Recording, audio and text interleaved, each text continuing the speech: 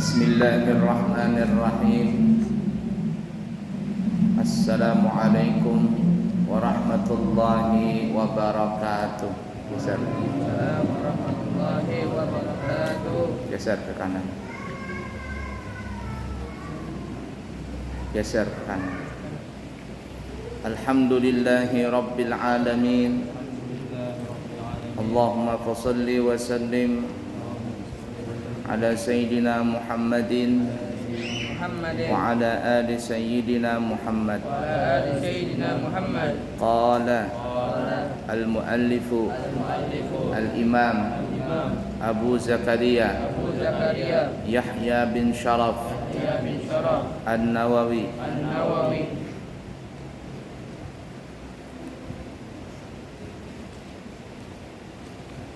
Asy-Syafi'i Al-Asy'ari radhiyallahu ta'ala anhu fi kitabih Riyadhus Shalihin rahimahullahu ta'ala wa nafa'na bihi wa bi'ulumihi fid din wad dunya wal akhirah. Amin. Kita masih membahas banyak jalan menuju kebaikan. Hadis yang kedua. Betul ya?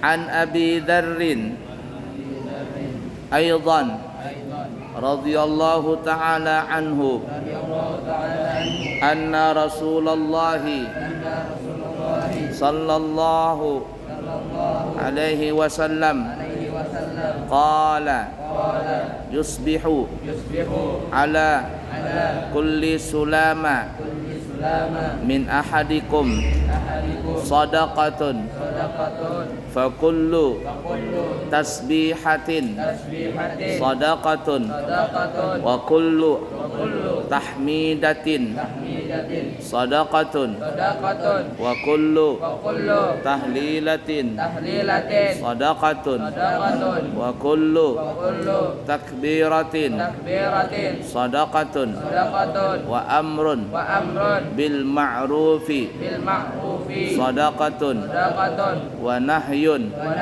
'anil munkari sadaqatun wa yujzi'u min dzalika rak'atani yarka'uhuma min ad-duha rawahu Muslim. Dari Abi Dzarrin. Siapa namanya Abi Dzar? Jundub bin Junadah radhiyallahu ta'ala anhu. Beliau berkata bahwasanya Rasulullah sallallahu alaihi wasallam bersabda, setiap pagi tiap-tiap ruas dari anggota tubuh salah seorang di antara kamu sekalian harus dikeluarkan sedekahnya. Nah, ruas-ruas ini nih. Jar orang Banjar kecupuan. Jar kita ini sendi-sendi. Nah ini. Dalam tubuh manusia ada 360 sendi. Yang paling banyak nih dari leher sampai tulang belakang sini, sampai ke sulbi sini. Ini banyak sekali persendian. Sendi banyak krakek bunyi itu. Nah, sakit sendi. Setiap pagi itu ada sedekahnya, ya kan ya? Setiap tasbih, ucapan subhanallah adalah sedekah. Setiap tahmid, ucapan alhamdulillah adalah sedekah. Setiap tahlil, ucapan la ilaha illallah adalah sedekah.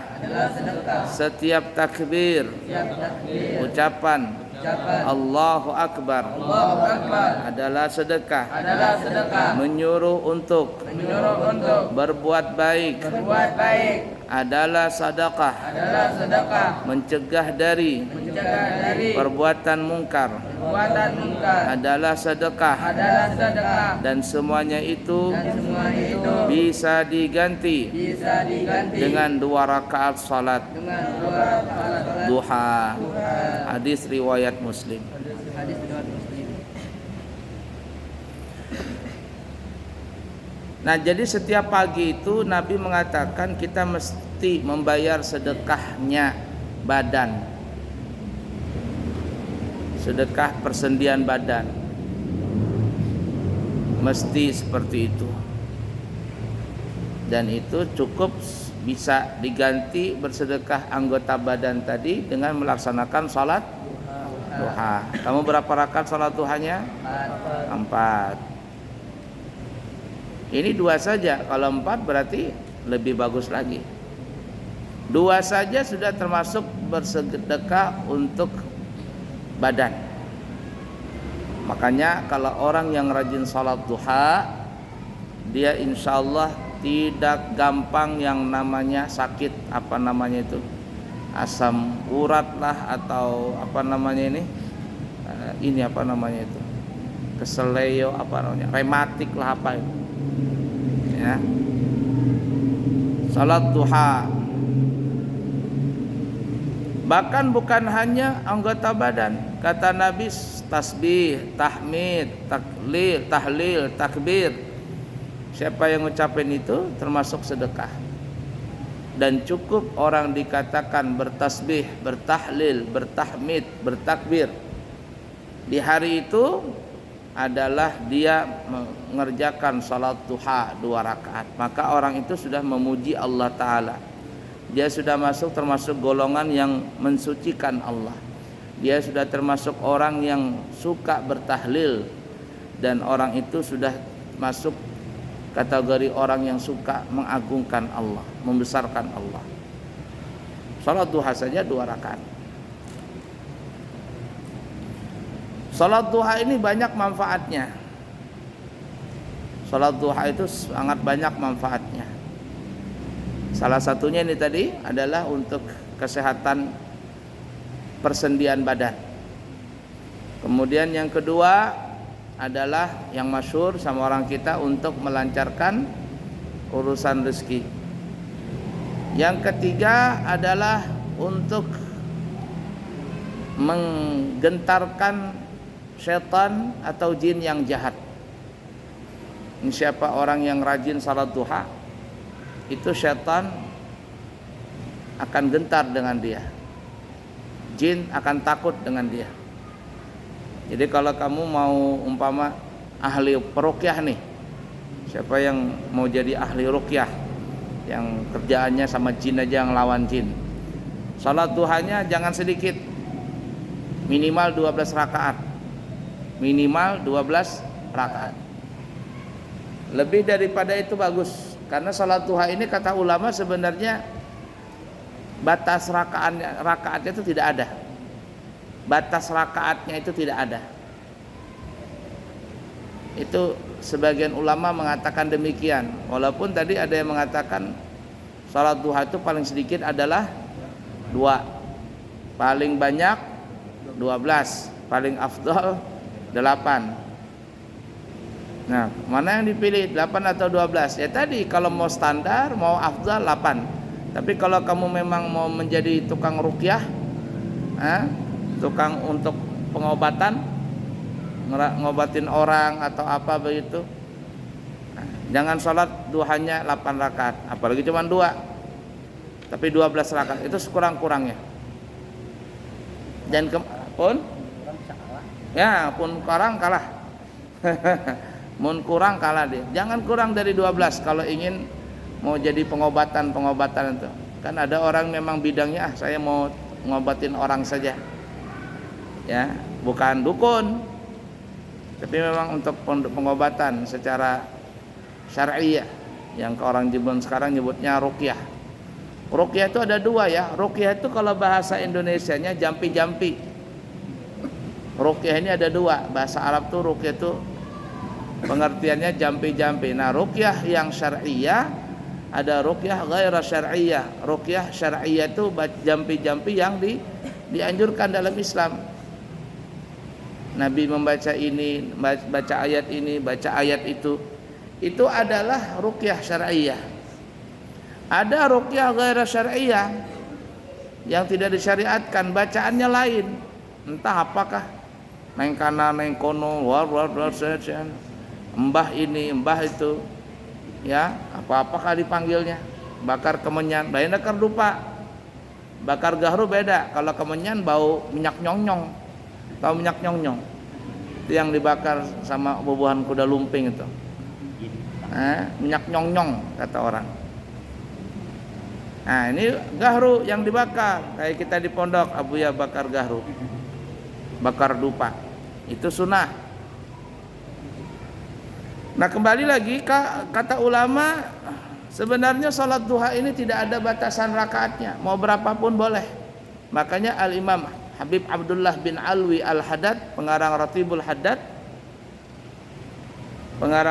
Haddad itu mengatakan,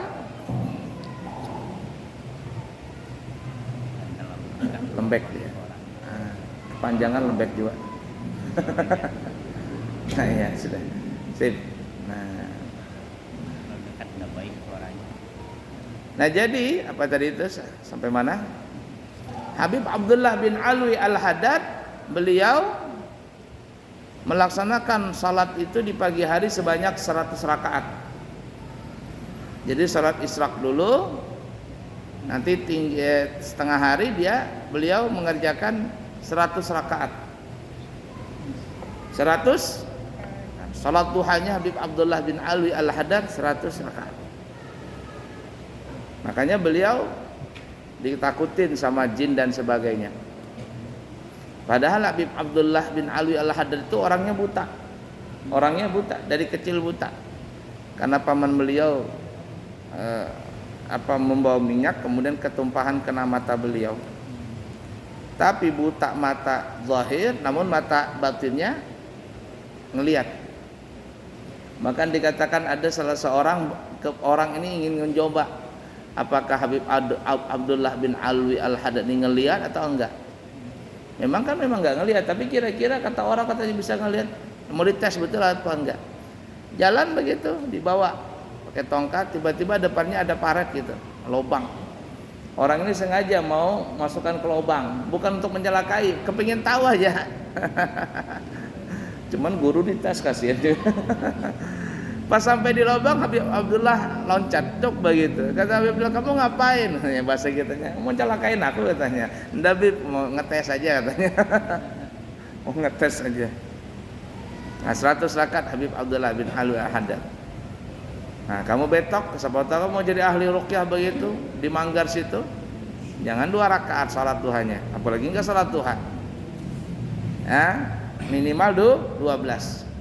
Di Balikpapan dulu kalau tidak salah ada yang memang ahli yang jin ini.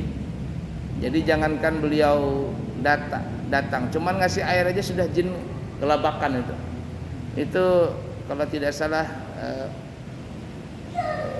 Ustaz Kiai Jasran Bullah yang punya pesantren Sabilal Muhtadin di Balikpapan itu ahli memang perjinan itu. Ya, artinya kalau ada orang yang kerasukan, rumah-rumah berjin ke apa, sudah datang kepada beliau, guru, rumah diganggu kata beliau. Wah, di tiang itu lihat sidina, di tiang tuh orangnya. Nah, di tiang itu diumpani aja dulu, dibisai supaya pindah. Dibisai, diselamatin. Nah, itu tuh. Kalau Habib Umar bin Hafidh itu lebih jago lagi. Habib Umar, guru Abuya di Hadramaut itu ahlinya. Makanya ketika ada orang bilang sama murid beliau, katanya, kamu tahu nggak kenapa gurumu itu sering diundang orang untuk rumah baru? Untuk rumah baru itu kenapa? Katanya, karena Habib Umar itu katanya jin aja pada takut semua. Ada memang seperti itu. Sayyidina Umar, Sayyidina Umar bin Khattab, ya kan ya? Itu Umar bin Khattab Al-Faruq. Kalau jalan di satu gang saja, jin tidak berani lewat di gang itu. Saking hebatnya Sayyidina Umar itu. Ya kan ya? Jin aja takut. Saking beliau hebat. Makanya disebut Al-Faruq, orang yang memisah. Faruq memisah antara hak dan batil. Di zaman Sayyidina Umar itu Islam betul-betul jaya. Islam betul-betul jaya. Sahabat pada kaya semuanya, karena setiap peperangan Sayyidina Umar selalu menang. Gentar musuh. Pernah Sayyidina Umar jalan begitu di kota Madinah, tiba-tiba di kota Madinah ini gempa. Jalan dia pakai tongkat. Dipukul bumi tadi pakai tongkat. Tepung. Dihantak sama Sayyidina Umar. Dok. Kamu ini kenapa goyang-goyang? Apa aku ini kurang adil di kota Madinah sampai kamu bisa bergoyang bumi ini? Langsung lucut. Dia orang Banjar, lucut si bumi di Madinah. Tidak bergerak lagi. Dimarahin sama Sayyidina Umar. Itu saking beraninya Sayyidina Umar itu. Nah, guru Abuya Al-Habib Umar bin Hafidh itu jago di bidang itu. Makanya beliau kalau ada orang punya rumah baru sering diundang, datang aja beliau, udah repot-repot datang begitu. Ada pernah ya kejadian ini di Malaysia, orang ini kesurupan. Salah satu murid beliau, keluarganya orang ini sekolah di Darul Mustafa. Jadi minta tolong sama murid untuk disampaikan kepada Habib Umar. Jadi murid ini datang, ya Habib, katanya, ini saya punya keluarga ada dirasukin jin di Malaysia. Minta tolong didoakan. Habib Umar cuma diam begini. Mahruq. Cuman berkata itu, mahruq. Kata Habib Umar, terbakar. Terbakar. Yang di sana langsung jinnya terbakar. Cukup mahruq kata beliau. Terbakar. Kekuatan tadi. Nah, kamu kalau mau itu di salat duha. Ya, betok. Nah, siapa tahu kamu mau jadi tukang ruqyah di Manggar situ. Ya, ala kulli hal. Nah, salat duha cukup itu, salat duha saja 2 rakaat. Nah, kemudian ada ulama mengatakan begini ya, ini menyimpang saja. Kata ulama kan sebaik-baik amalan ibadah wajib itu adalah salat. Dan seafdal-afdal ibadah sunnah itu adalah salat. Jadi yang wajib itu salat. Semua ibadah yang wajib itu patokannya adalah paling utama salat. Salat wajib 5 waktu.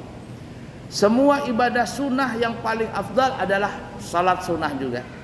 Jadi salat ini paling nomor 1 semuanya dari segala ibadah. Tidak salah Nabi mengatakan awwalu ma yuhasabu bihil abdu yaumal qiyamah as-shalah. Pertama kali yang dihitung catatan amal seorang hamba di akhirat itu adalah salat. Salat ini sebagai penentu dari segala diterimanya amal ibadah yang lain. Fa in wujidat tamatan qubilat minhu wasairu amali. Jikalau didapat dalam ibadah salat itu bagus, sempurna, tidak ada absen, tidak ada kosong. Semuanya baik, salat wajibnya 5 waktu, semuanya sempurna.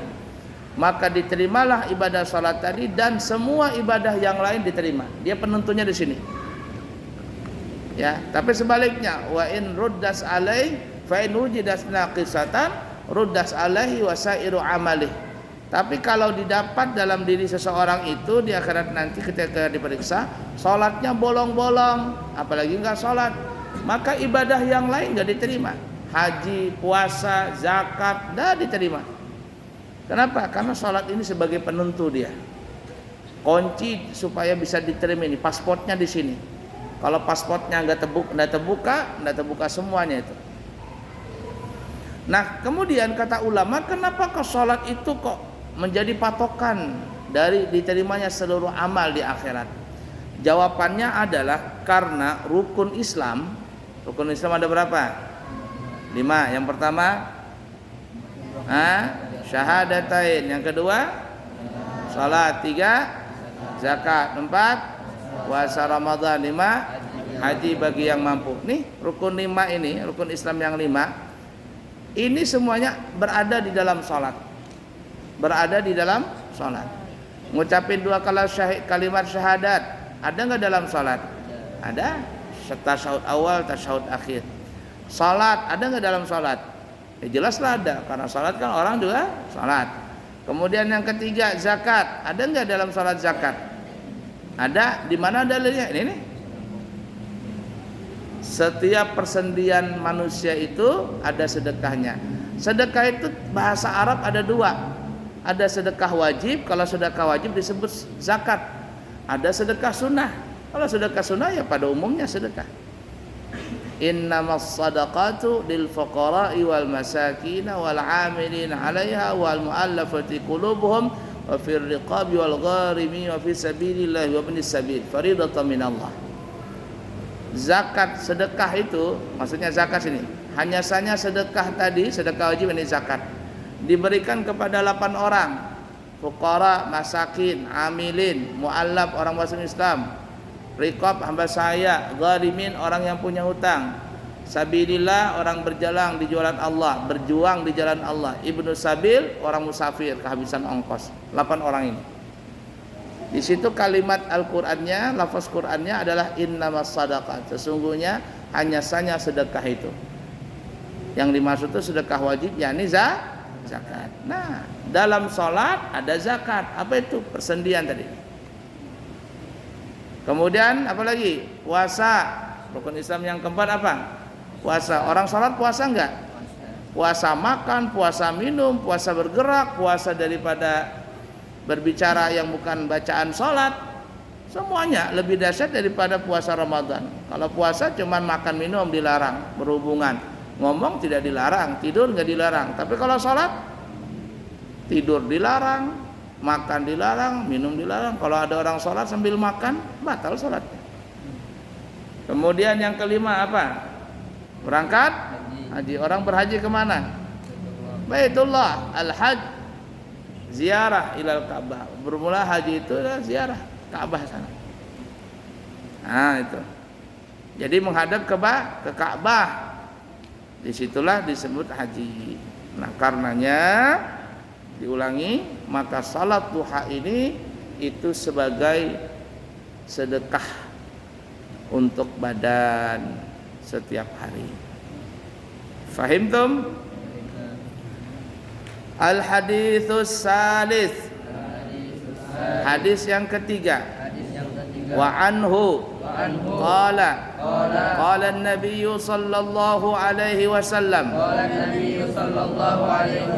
uridat alayya a'malu ummati hasanuha wa sayyi'uha fawajadtu fi mahasini a'maliha al-adha yumatu anit tariqi wa wajadtu fi masawi'i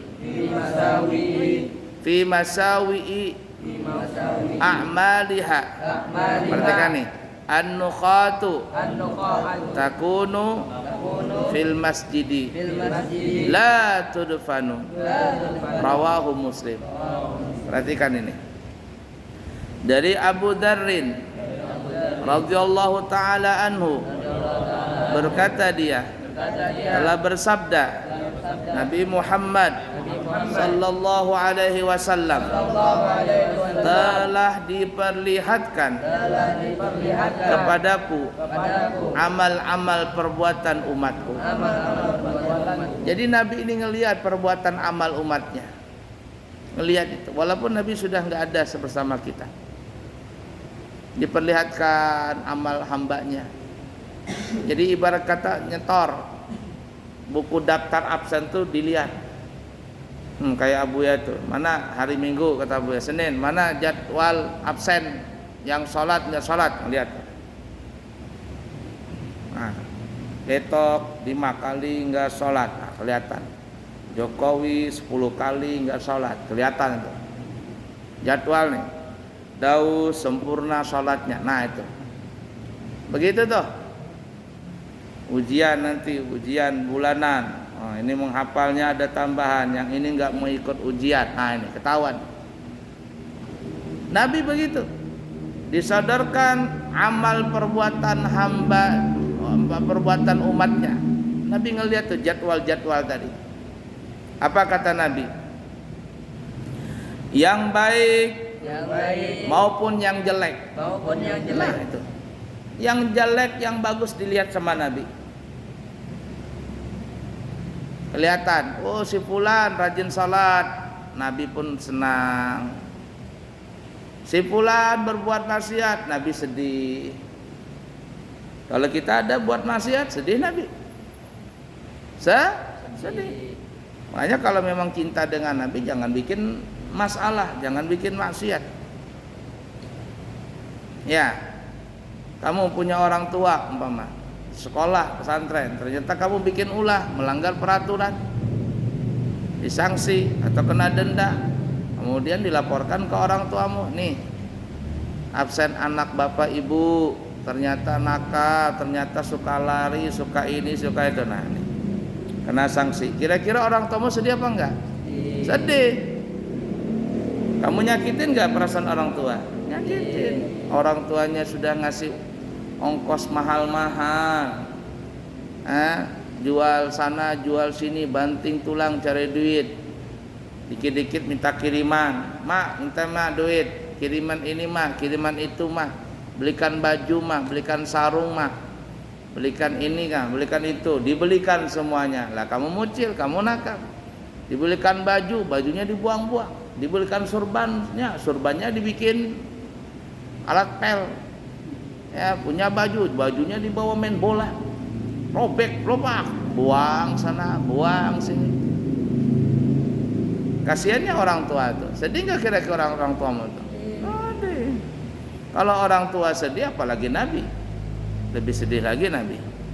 Tapi kalau dapat laporan, masya Allah, anaknya sudah hafal 2 juz, 3 juz, hafal jurumiyah sudah separoh, bahasa Arabnya banyak hafalannya, salatnya rajin, suka mimpin bacaan wirid, tampil di sana sini, laporan tuh datang ke orang tuamu. Senang gak orang tuamu? Senang.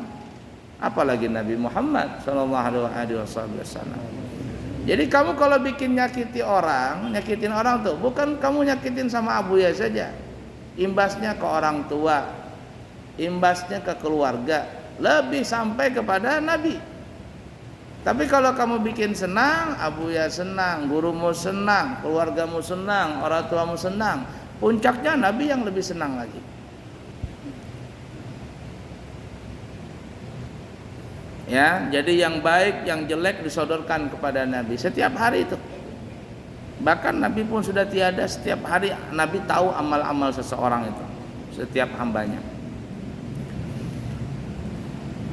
Kemudian ya, aku mendapatkan dalam kelompok amal perbuatan yang baik, diantaranya yaitu menyingkirkan gangguan jalan. Ada batu kerikil berhambur di jalan, bahaya itu. Kalau ada orang naik motor kena batu itu, truk langsung slip, jatuh orang. Kamu bersihkan jalanan, gotong royong jalanan, bersihkan. Itu kata Nabi masuk kategori berbuat baik. Pondok, pesantren, bersihkan asrama, sampah di paret bersihkan, apalagi di jalanan, bersihkan. Tuh abuya masih kecil kayak kamu, masih umur 12 tahun, 11 tahun, masih mondok dulu. Abuya Sarwani bilang, kalau kamu mau dapat bidadari, kata Abuya Sarwani, bersihkan tuh musola, karena satu benang, satu kotoran, itu satu bidadari diganti sama di akhirat nanti. Nah ini ada benang di pondok tuh, ambil aska, nah benang potong, dilem, wah banyak dapat pahala kamu. Makanya nanti yang paling banyak dapat istri di surga yang rajin bersihkan musola itu. Siapa yang sering rajin bersihkan musola? Nah banyak istrinya nanti itu. Banyak begini. Maka bidadari di surga itu, masya Allah, liurnya saja kata ulama nih ya, kalau bidadari itu menjatuhkan liurnya setetes saja ke lautan, itu laut di mana itu, Tritip situ, tadi Manggar situ, setetes saja air liurnya jatuh ke sungai, ke laut, maka niscaya seluruh lautan yang asin berubah menjadi manis. Kalau seandainya betisnya itu bidadari ditunjukkan kepada seluruh manusia di dunia, maka seluruh orang di dunia inilah, maka seluruh manusia di dunia lupa untuk urusan dunia. Semuanya cepat-cepat beribadah, semuanya cepat-cepat kepingin mati. Kenapa? Supaya bisa cepat masuk surga. Nah, bayangkan kamu bidadari itu. Nah, Abu Yasarani dulu memberikan semangat, Abu masih kecil. Nah, ambil benang, ambil kotoran, satu kotoran diganti dengan satu bidadari. Ya, aska. Tapi kalau satu kotoran ditaruh di musala di masjid, minum air dibuang sampahnya sembarangan. Apalagi kertas kah dibuang di sembarangan. Nanti dapat juga bidadari. Bidadarinya wewe gombel. Nenek lampir, nenek gayung, jelek. Karena dia bikin kotoran. Coba lihat nanti, kamu lihat setelah hadis ini. Kita lihat apa hadisnya. Ya. Dan aku mendapatkan dalam kelompok amal perbuatan yang jelek,